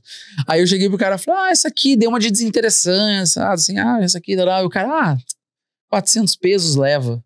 Cara, eu acho que, sei lá, 400 pesos uruguaio pro real, acho que deu o quê? 50 reais, 100 reais, uma coisa assim. 50, 60 no máximo. Por aí. Take my money, assim, tipo, eu já dei na hora, levei até hoje. Não precisa troco. Só que essa eu uso na Blackmagic mesmo. Eu comprei o adaptador, adapto e ela fica uma estética incrível. O desfoque dela é fenomenal. Tanto que quando eu vim aqui fazer o Val África, eu trouxe ela comigo. E a gente chegou a usar. Teve 3 cenas inteiras do longa que foi gravado com essa minha hélice. E o outro operador de câmera que tava lá chegou e falou, pô, você não quer me vender essa lente, não? Me diz o preço pra essa lente. Eu falei, não tá vendo. Não tá vendo. Não, desculpa. Aonde que tu guarda o teu equipamento? Cara, eu tenho um negocinho que parece isso aí, ó. Eu tenho também. Você tem isso aí? É um armarinho de linha. A minha sim, né? Porque a minha é maior pouco. Sim, tu tem um monte de equipamento. Que esse aí. Mas eu guardo só os eletrônicos, né? As luzes e tal, eu guardo no armário. Mas eu tenho, tipo, a pessoa fala que é minha adega de equipamento, né? Mas aí mostra a umidade ali, né? Fica no 42, eu acho. É legal. Opa! Ué? Não que a gente gosta de telefone? também, Alô? Oi, Fabiano. Tô aqui com o Marreira, que gravou. Ele gravou. Não baixou o preço mesmo, tu viu? Mas vai ficar bom. Não, o cara sabe. Ele que fez o outro lá do Coa, lá, ficou top. Né? Foi bom aquele vídeo. Foi bom. Marreira gravou ontem. Um vídeo dos 10 anos do Parque Una, que daqui a pouco vocês... Bom, quando passar isso, vocês já viram. Tá. Beleza, vou perguntar então. Abração. Fabiana, uma pergunta. Parque Una quer saber. O Fabiano quer saber qual é o ângulo do Parque Una que ninguém fez ainda, porque não aguenta as fotos do mesmo jeito. A foto e os vídeos pegando os mesmos ângulos, as mesmas coisas. A gente quer inovar no Parque Una. Nossa, difícil. Ninguém fez subaquático ainda. Subaquático, não. Saindo. Emergindo, mostra uma tartaruga. É realmente bem fundo ali o lago, né? Que os ângulos bonitos que eu penso, o pessoal já fez. Então, realmente, é um exercício interessante de fazer. Porque, com certeza, ali tem muita visualização, assim, muitos lados que valorizam o parque, né? Então, acho que, sei lá, de repente, em cima do torre, assim, uma coisa meio zenital, assim, não sei. Como é que é plongé? É verdade. Eu acho que a gente tá meio, também, um pouco exausto de ver drone de lá, né? Vamos ver de uns ângulos um pouco mais diferentes, né? Mas você sabe que teve um conteúdo que eu gravei pra uma influencer aqui que a gente rodou no Parque Una e a ideia era fazer com que ela estivesse em São Paulo. Eu falei, cara, Parque Una, os caras têm visão. Quando eu rodei no Parque Una e aí eu mesclei uns sons de cidade, cortes rápidos, efeito de transição, foquei assim só nas partes que davam mais valorização nos prédios, ali na frente do Namakers, do Plex, não sei o que, enfim. Cara, ela jogou isso no YouTube. Claro que eu meti umas serinhas rápidas de trânsito ali de São Paulo pra dar uma mesclada. Ela jogou assim, alguém sabe onde é que é? A galera... Dinamarca. Mas sério, teve muita gente que falou, isso aí é São Paulo, isso aí não sei o que, e era Parque Una. Cara, eu juro por Deus, no segundo semestre da faculdade a gente tinha que gravar um filme e tal. O meu colega tinha feito de São Paulo. Tinha escrito um roteiro que ele queria, porque queria que se passasse e tal, que tivesse a vibe de São Paulo. A gente foi lá pro Parque Una gravar. Exatamente. Mas até tem uma pessoa que falou assim, a Peixoto Gomit brilhou nesse vídeo. Eu falei, gente, não é Parque Una. Tipo, a galera realmente achava que era São Paulo. Então é legal a visão, né? Porque é um bairro diferenciado, né? Uma estética diferenciada também. E virou cenário realmente de produções de todos os tipos. Sim. Outro dia na TV, um comercial, eu vendo ali uma loja de moda. A pessoa que gravou com um iPhone, aquele comercial assim, o iPhone, sei lá, um telefone. Né? E assim, tosco, e no Parque Una, né? Sabe um ângulo que eu acho que talvez, não que não deva existir nada, mas talvez não tenha sido tão explorado ainda? A perspectiva talvez do Rooftop Vanguarda, porque não tinha abriu há pouco tempo. O capítulo 12, né? Então abriu. Então muita gente não deve ter feito ainda, não deve estar saturado ali a vista, né? Então pode ser aproveitado ainda. Daqui a pouco vão inaugurar o Orbe, que é o curvo aquele, vai ter também mais. Inclusive, eu tava passando, eu tava olhando, não posso ter impressão minha, não sei se é, mas o Orb 2 aqui, ele parece que é quase do tamanho do Torre, né? Ou chega perto. Porque se você olhar ele, o skyline dele em relação aos outros, ele é bem alto, né? O Orbit 2 eu não sei te dizer quantos andares, eu acho que é... Mas eu olhei e falei... O 1 é 12. Nossa, mas o 2 é bem... Ele é mais alto. O Flow Work aqui, ele tá assim. É muito mais alto. Eu acho que é 18. É um lugar versátil, né? Porque se tu quiser pegar bem na beirinha do lago ali, daqui a pouco tu pode fazer uma ceninha que parece que tu tá até pra fora. E eu tenho uma história com o Parquilna, né? Ele morou lá, né? Eu morei lá, né? Morei 1 ano e pouco lá. E toda vez que eu vim pra Pelotas, eu fico lá. Eu fico hospedado lá. Eu não largo o parque. Todas as vezes que eu vim, eu pego um Airbnb lá e fico Quero a lá. oportunidade de ficar lá em algum momento, hein? Eu caí nessa de viver o parque. O negócio é tenso, porque você não quer mais largar. O que São Paulo te ensinou? Nossa, muitas coisas, mas eu acho que a maior delas, se eu tivesse que falar, acima de tudo, é a humildade. Não que eu não fosse uma pessoa, mas lá é prova de fogo, assim, porque lá você chega, por mais que aqui você seja alguém ou a pessoa mais foda do mundo, lá você é ninguém. Por mais que você tenha uma história, uma experiência, lá é uma cidade tão grande, é um mercado tão amplo, que é quase como se você tivesse ainda...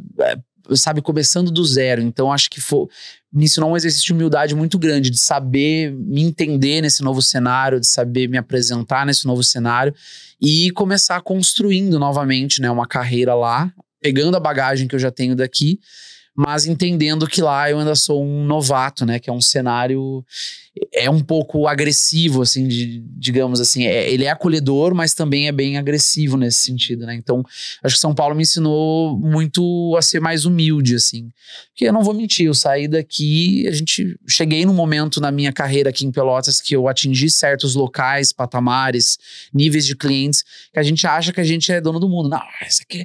Você chega lá, você fala, não, cara, peraí, bota um pé no freio, legal, tu tem essa experiência, isso tá te trazendo uma bagagem que vai te elevar ainda mais, mas bota o pé no chão porque lá o negócio, a proporção da coisa lá é tão maior que você percebe que você é só mais uma... E na verdade não tem onde chegar, né? É sempre uma escalada que vai ter mais um degrau e vai ter mais um degrau. Então, assim, eu cheguei lá, óbvio que dá aquele impacto, assim, né? Dá um soco na cara de tu perceber, pô, peraí, não era bem como eu imaginava. Mas acho que o negócio pra você dar certo lá é resiliência, que é o que eu estou tendo e pretendo seguir tendo. E outra, né? É um lugar que vai pessoas do país inteiro. Exato. Assim como tu foi. Outros Fernandos de outros locais estão se encontrando lá, né? Exato. E eu acho, agora, do ponto de vista criativo, é uma cidade que me estimulou mais.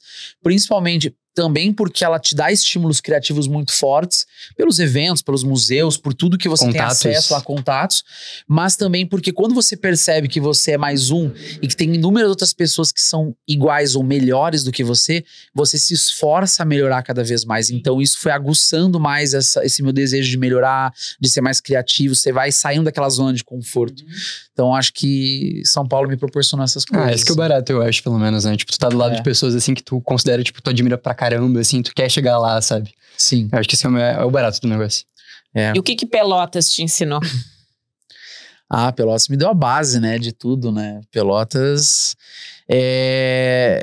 Eu sinto em Pelotas quase como se Pelotas fosse minha mãe. Sabe aquela coisa assim, dá um pavor, vai pra casa da mãe, tem aquele, né, um aconchego, um carinho da mãe ali, não, é Pelotas, assim. Parece que independente de eu estar aqui a trabalho ou não, eu me sinto em casa, apesar de mais ninguém da minha família estar aqui. Os poucos que estavam aqui também me vazaram daqui, então não tenho mais família, mas é uma cidade que me faz sentir muito em casa, é uma cidade muito familiar pra mim. E é uma cidade que me ensinou tudo o que eu sei, né? Desde as faculdades, as amizades, os primeiros passos dentro desse mercado, né? As primeiras experiências também, né? Acho que eu nunca te falei isso, Cuca, mas acho que a primeira agência que me deu, quando eu tava com a produtora lá no início, que me deu aquela primeira oportunidade foi a Incomum. E qual foi o... Foi um trabalho... posso falar? O cliente, claro. Não sei se ainda é cliente de vocês, enfim, mas foi um trabalho para Safras e Cifras. Não foi nenhuma publicidade para eles, foi um evento que eles foram fazer e precisava ser produzido um filme desse evento.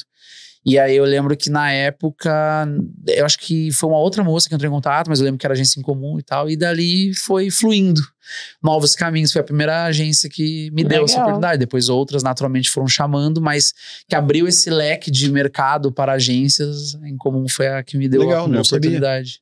Achei que tu já tava dominando o mercado. Não, na época eu tava começando, eu fazia já trabalhos, assim, até relativamente grandes, mas era muito para o cliente final, assim, né, o cliente veio já, a empresa veio e me chamou, mas a agência, ter esse intermédio da agência foi a primeira experiência, e é legal que me ensinou, inclusive, a ter a experiência de lidar com esse workflow da agência lá também. Porque não muda, é a mesma coisa, né? O cliente, aprovação, enfim, todo esse processo mais burocrático que rola dentro de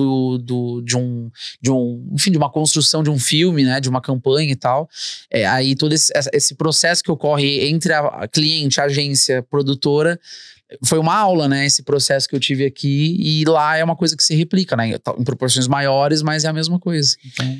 Eu vou aproveitar que eu acho que esse episódio, muita gente de vídeo deve estar vendo, de cinema, enfim. Que o mercado de publicidade é um mercado que é importante, né? O que uma agência gostaria e gosta de encontrar nas produtoras, né? Nós na Incomum a gente vê, assim, tem produtoras para determinados perfis de produção, né? Quando a gente quer uma história mais bem contada, a gente busca o Marreira. Quando a gente quer cenas mais legais, mais ágeis, mais criação, clipe, não sei o quê, a gente pega o Shep, entendeu? Sim. Não que vocês não façam também a outra coisa. Claro, tem um perfil mais... São perfis de trabalho. São perfis, né? Então essa segurança também que essas produtoras dão em saber que aquela tua ideia vai ser bem realizada, né? E confiar no processo e na responsabilidade das entregas, né? É uma coisa que faz muita diferença, né? E a agência, quando ela encontra esses parceiros, essas produtoras, dificilmente ela troca por outro, né? Vai ver quem são as produtoras capazes de fazer esse trabalho. Essa. A gente sempre orça com mais de uma, porque o cliente precisa ter uma comparação de preço, mas a gente tem a nossa que a gente acha que é mais adequado, né? Então esse aqui tem esse preço, mas a gente acha que tem o perfil mais desse tipo de trabalho. Cada um entrega, né? Então isso é uma coisa que é importante também. Não, é bem isso mesmo, né? E às vezes, dependendo da situação, também os desafios que chegam, né? Às vezes você se desafiar numa linguagem diferente ou num perfil assim, assado e tal. Então é bem legal essa oportunidade, assim, de ter construído e iniciado essa carreira por aqui. Feito um nome aí, né? Feito um amplo portfólio. E sabe o que é mais engraçado? Porque isso que eu falo muito pra amigos meus lá, né? Que o meu objetivo é posicionar cada vez mais a empresa lá. A galera olha pro portfólio que eu construí aqui e fala, cara, isso aqui foi o quê? Foi um filme de 100 mil, 200 mil? Eu falo, você nem imagina, meu amigo. Eu falo, não foi isso, com certeza. De entrada. Porque, não, tem alguns trabalhos que eu executei aqui que em termos de estrutura, fotografia, roteiro, lá custariam isso. 100 mil pra uma produtora fazer, no mínimo, sabe? E óbvio, a gente tá num outro mercado, enfim, a gente realizou de uma outra forma. Mas é legal que esse portfólio tá me abrindo algumas janelas de falar, olha, eu consigo fazer isso aqui. E aí lá em São Paulo, como existe uma outra cabeça para algumas coisas e uma outra faixa de mercado, a galera fala, interessante. Já aconteceu recentemente de eu entrar como consultor num trabalho lá. Eu fui diretor de foto e consultor num institucional para uma empresa do agro. E aqui eu fazia muito isso de ir para empresas do agro. Fiz para Roseira Pelotas, fiz para algumas institucionais, assim, né, para algumas empresas daqui da volta, e era para uma empresa do ramo da cana-de-açúcar lá. E aí eu entrei justamente porque eles sabiam que tinha esse portfólio. E, cara, o que eu ganhei para fazer uma consultoria para a parte da produção executiva, por já ter trabalhado nesses setores industriais e também para entrar fazendo direção de fotografia, eu falei, cara, em Pelotas, eu acho que para fazer o trabalho inteiro eu ganharia nisso. E ali eu só fui uma pecinha, sabe? Sim, então...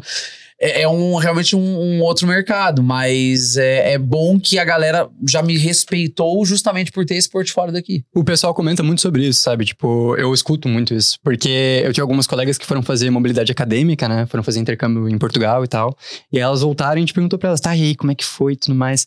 E elas disseram que voltaram valorizando muito o que a gente tinha aqui em Pelotas, tipo, muito o que a gente tinha na Universidade Federal de Pelotas, porque a gente faz muito com pouco, assim, sabe? Tipo, lá o pessoal, se não tem, tipo, tal equipamento, não tem, acabou. Isso. Aqui a gente dá um jeito, sabe? Né? Total. Aqui a gente dá um jeito, sabe? Às vezes se baseia só em técnica, né? Às vezes tem uma técnica incrível e a história e o... A gente faz acontecer, né? E eu acho que é isso que elas chegaram valorizando bastante aqui. Tu tá usando inteligência artificial nas produções? Alguma coisa assim. Já. Tem. O que tu usa? Infelizmente, a gente tem que se adequar, porque, né, o mercado... Deu alguma merda? Corrige com a inteligência artificial? Cara, gente... Deixa eu ver... eu já, para storyboard, tenho usado bastante para gerar imagens, assim, para ilustrar, né, storyboard ou para fazer algum monstro de um filme. O ChatGPT, às vezes, eu não uso de forma preguiçosa a IA, do tipo, faz, e aí eu só acato o que a IA faz. Não, eu uso como uma ferramenta. Então, às vezes eu dou lá dou uma ideia inicial, dou um prompt, aí ele vai me entregar alguma coisa, não gostei, aí eu vou conduzindo, vou orientando essa IA até chegar num resultado, formatar um resultado que eu gosto. Então, já usei o GPT para algumas questões até de afinamento de roteiro, assim, para publicidade. Não para fazer o roteiro, mas para afinar alguns detalhes. E alguns aplicativos também, alguns softwares para fazer modelagem de vídeo, assim, né, cenas. Então já aconteceu da gente usar banco de imagem, já usei banco de imagem feito por IA, em vez de comprar um banco de imagem. Então que inclusive eu acho que é um mercado que vai ser mais prejudicado, o mercado de banco de imagem. Porque hoje em dia você tem já programas que, se tu paga lá o que o programa pede e joga o prompt correto, tu gera o banco de imagem que tu quiser de uma forma muito realista, e quem vende stock footage na internet, o Envato, essas coisas, vai começar a quebrar daqui a pouco. Mas eu já usei, o que eu usei de forma muito pontual, né? Não uso assim, né, indiscriminadamente, sabe? Não. A gente usa 100% aqui. Tudo que eu falei contigo, o lance da história do filme do meu pai, tudo é mentira, tudo veio da IA. Mas depois que ganha a vida, a mentira vira verdade. Inclusive eu sou um robô. Não sei se você percebeu, eu sou um robô. Não, a nossa IA é do Tina. E o chat GPT ficou de cara comigo porque eu não perguntei isso aqui, ó. Na visão de vocês, qual é o aspecto mais subestimado na produção de vídeo que todo mundo deveria prestar mais atenção? Subestimado? É um aspecto que as pessoas não prestam atenção, acham que é besteira e faz total diferença. Eu acho que é meio clichê o que eu vou falar, mas o que eu vejo... Eu vou falar focado, tá? A produção de vídeo voltado para conteúdo. Ou para algum... Porque se for falar de cinema, ele já não aplicaria. É mais voltado para isso. Eu acho que subestimam muito o roteiro. Eu acho que a galera vai muito na técnica, na câmera, na imagem, no efeito, na transição, não sei o quê. E às vezes o roteiro é fraco. A ideia é fraca. Então... E você pode ter, às vezes, uma câmera ruim. Mas se a ideia é boa, você pode gravar com um celular que você vai fisgar o cliente, você vai fisgar o público, você vai... Tu entende? Então eu acho que subestimam demais. E eu vejo muito isso nesse mercado hoje de filmmakers mais modernos, que é uma pira muito grande em equipamento, em tecnologia, em fotografia, escambau e roteiro, gente. É roteiro o negócio. Gui, nesses 30 filmes que tu deve ter feito na faculdade até então, né? Deve ser uns 30 já, né? Não, tá meio um pouco 20. longe disso. Pode ser. Tá mais perto. Cara, eu acho que é uma coisa muito básica, na verdade, não só pro cinema, não só pra produção audiovisual, mas pra, tipo, qualquer equipe de trabalho, que é comunicação. Não comunicação, tipo assim, a área é comunicação, mas a comunicação, tipo, do falar, assim. Se comunicar com as pessoas e tal, gentileza, tu saber explicar a tua ideia, passar a tua visão pras pessoas. Eu acho que isso muda completamente a condução de um set de filmagem, muda completamente a condução da equipe, sabe? Um diretor que sabe muito bem o que ele quer, a ideia e tudo mais, justamente o que tu falou, né? Do roteiro bem esquematizado. Eu acho que é isso, sabe? Nossa, foi cirúrgico nessa, porque é bem verdade mesmo. Humanidade. Exatamente. Sim, porque as pessoas estão trabalhando em prol de alguma coisa. Se algum tipo de desencontro, ou de desavença, ou de não explicar até bem o que se precisa, né? Exato. E a umidade tá muito ligada a isso, né? Tipo, eu acho que talvez esse seja o diferencial de alguém que sai daqui, vai pra São Paulo e tudo mais, né? Sai do interior, vai pra uma cidade grande, né? As pessoas querem saber, tipo, o que tu tem de diferente, né? Eu acho que a umidade tá muito vinculada a isso mesmo. Exato. E os caras de São Paulo estão ligando que tu é daqui, que o outro é de lá? Não estão ligando, né? Não, assim, não, na verdade muita gente nem pergunta às vezes, né? Eu às vezes comento por uma questão e tal, mas da forma como tá se conduzindo as coisas pra mim lá, não tá sendo uma coisa determinante nem pra bem nem pra mal, sabe? Né? Claro que quando eu fui pra lá, eu acabei tomando algumas atitudes, porque isso eu percebo que o pessoal de lá tem muito. É ruim isso, mas por exemplo, quem já tá muito mais inserido no mercado, quem é o cara que contrata lá e tal. Quando eles veem que você não é de lá, existe um certo estigma. Então, assim, depois de eu já ter entrado na vida dessa pessoa, desse trabalho, aí eu falo, não, eu tenho uma história assim, assim, assado. Mas eu percebi que no início, quando, por exemplo, eu ia falar com certas produções lá, produtoras e tal, e eu já de cara me apresentava que não era de lá, ou eles viam pelo DDD do meu celular que não era de lá. Gente, é bizarro isso, é bizarro. Caraca, que babaquice. Mas é babaca mesmo. E aí, isso me obrigou, por exemplo, a mudar pra 011. Meu celular hoje é 011. E antes era 53. E nada contra aqui, pelo amor de Deus. Tipo, como eu falei, eu não cuspo no prato que eu comi. Mas, infelizmente, lá existe esse estigma. E um amigo, conversando com um amigo meu de lá, que também saiu do interior e foi pra lá, ele falou, cara, eu senti muita diferença. Que a galera vem, quando vê que o DDD é daqui, já acha que é daqui. Aí eu já passo uma postura que tem... Aí muda. Então, assim... Mas agora que eu já tô um pouco mais inserido, eu sinto que não faz muita diferença. Até porque eu já entrei num fluxo de trabalho já lá. Entendeu o jogo de cintura, já como é que as pessoas falam. E tal, e é isso. E as pessoas veem... Eu passo uma postura de quem tem experiência no set. Eu não fico... Uma coisa que foi muito boa também é que a guerrilha que me formou aqui em Pelotas me obrigou a passar por várias coisas. Desde a produção, a direção, a pegar na câmera, não sei o quê, a carregar cabo. Então eu literalmente sei fazer um pouco de tudo. Então eu tenho essa experiência do todo. Então eu chego no set sabendo como a coisa funciona. E aí eles veem, não, esse cara tem... Porque às vezes quando o cara é muito formatado só numa área, só num caminho, só numa coisa, aí fica meio... É isso que é importante, né? Tu se colocar ali no lugar de toda a equipe, né? Envolvendo, seja direção de arte, direção de som, fotografia e tudo mais. Tipo, tu saber o lugar de cada um, assim, entender o que eles estão fazendo ali naquele local, né? Teve um curta que me chamaram pra fazer a foto lá. Ele tá rodando festival ainda. Tinha uma cena que, por uma questão de produção, eles não poderiam rodar era um plano sequência de uma briga de dois atores. Eles iam quebrar objetos importantes do cenário. Tinha que ser num plano único e tinha que dar certo de primeira. Cara, e a resposta era minha, porque eu tava fazendo foto e operando câmera. É um medo de tudo. Eu tava no fundo do coração aqui. Eu falei, não, vai dar certo. Pô, confia em mim e tal, não sei o que. Cara, foi na hora de rodar a cena, eu peguei a câmera assim, botei um cine saddle, assim, eu abracei a câmera, tirei o tênis, mano. Tirei a meia pra eu não deslizar, pra eu ter atrito no chão. Tirei o boné, comecei a... O pessoal, o que esse cara tá tirando fazendo? Tirando os pesos, assim. Ficando totalmente, assim, mais à vontade. Eu tava... Cara, eu já vi umas vezes, cada malabarismo pra fazer umas cenas aqui. E aí eu falei, não, dá um jeito. Cara, quando o diretor deu ação, eu fui seguindo aquele... Eu não sei, eu entrei num estado meio máquina ali. Sei que no final, depois eu fui ver, eu cortei com algum... Porque eles brigavam, então caía vaso, quebrava e tal. Alguma coisa... Arriscou meu pé, eu cortei um lado do meu pé. Eu quase perdi minhas calças, porque o negócio quase caiu, e eu nem vi. Eu entrei naquela cena ali, eu fui, movimentei a câmera, o plano valeu, deu certo de primeira, o foquista acertou, o foco ficou perfeito. Tipo assim, o diretor urrou de alegria, né? Só que eu sinto que o que me deu essa confiança foi porque aqui eu peguei muito com a câmera na mão. E eu subi em árvore, eu vi quase de ponta cabeça pra fazer coisas, então eu falei, não, eu vou dar um jeito, eu vou conseguir. Até chegar ao ponto que tu tem um foquista. A gente já fez uma produção que tinha um foquista. É um luxo, né? É um luxo. Cara, eu atuei numa produção que tinha um foquista. É? Coloca assim, né? Não, eu quando cheguei lá, eu lembro da primeira vez que eu tinha uma assistente no set que faz... Enfim, né? Porque aqui tinham assistentes também. Mas geralmente eu ainda tinha que conduzir muitas coisas ali. Eu lembro que foi até um comercial pra esposa do Thiago Negro. E isso foi lá em São Paulo. Eu tive uma experiência parecida aqui no filme do Vol África também, porque eu não tô acostumado, gente, com essa coisa de assistente muito profissional, sabe? E aí eu cheguei no set, deixei os equipamentos lá e tal, fui falar com a pessoa e tal, quando vê do nada, eu olho, a câmera já estava montada, pronta, tipo, eu tô aqui na tua mão. Eu falei, não pode ser. Achei que eu ia lá montar a câmera, geralmente sou eu que monto, ou eu ajudo a montar, a pessoa já me entregou a câmera montada, e eu não tava acostumado com isso, eu achei um luxo, assim, eu falei, aí eu terminar de gravar, vim assistente, pegar a câmera de novo, pra eu aliviar o peso, eu falei, gente, eu vou me deixa mal acostumado. Eu tô gostando disso. Não tô acostumado. Claro que são essas coisas que fazem o orçamento do filme também, né? Mas ao mesmo tempo é aquela coisa, qual é o teu trabalho de fato? Pra que tu tem que estar preparado e focado, né? Exato, Né? exato. Então isso faz uma diferença, que pode ser mínima, mas faz. E num mercado como esse, essa diferença mínima faz diferença, né? É importante.